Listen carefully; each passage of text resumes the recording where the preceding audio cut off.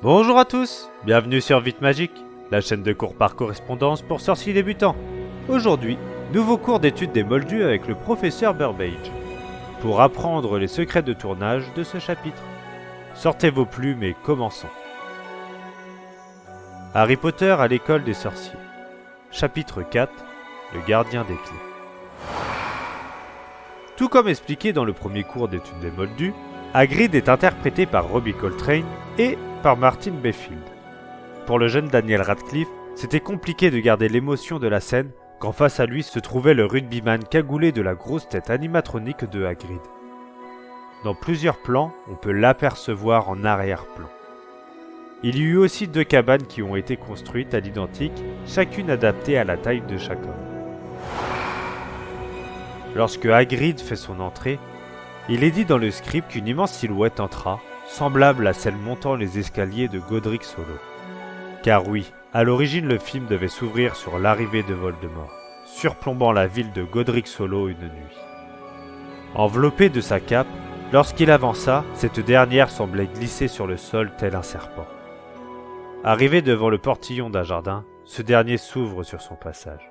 Il tendit sa baguette sur la porte de la maison, et celle-ci s'ouvrit sans bruit. Il entra. Montant les escaliers, on entendait un clapotement. Lily était accroupie, à côté de Harry qui prenait son bain.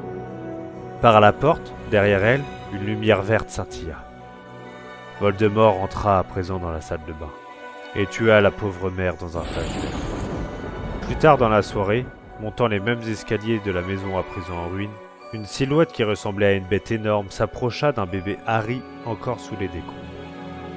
C'est donc à cette scène que fait référence la description du script.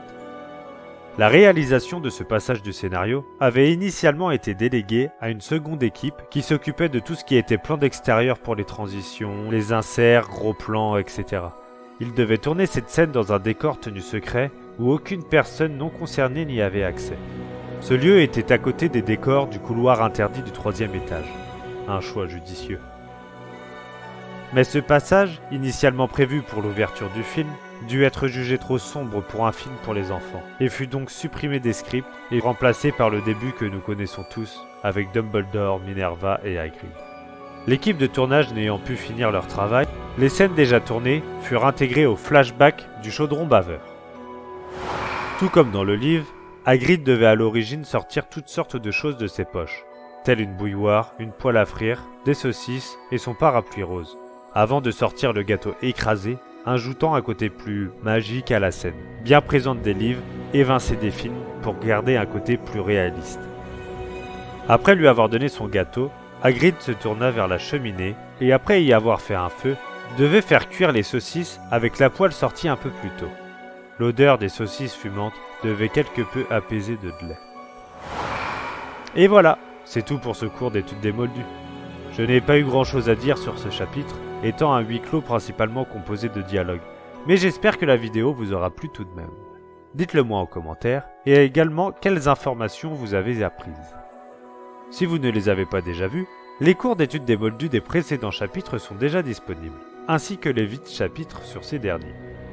Abonnez-vous pour vous inscrire à Vite Magique si ce n'est pas déjà fait, et ne pas louper les prochains cours. C'est tout pour moi, vous pouvez y aller.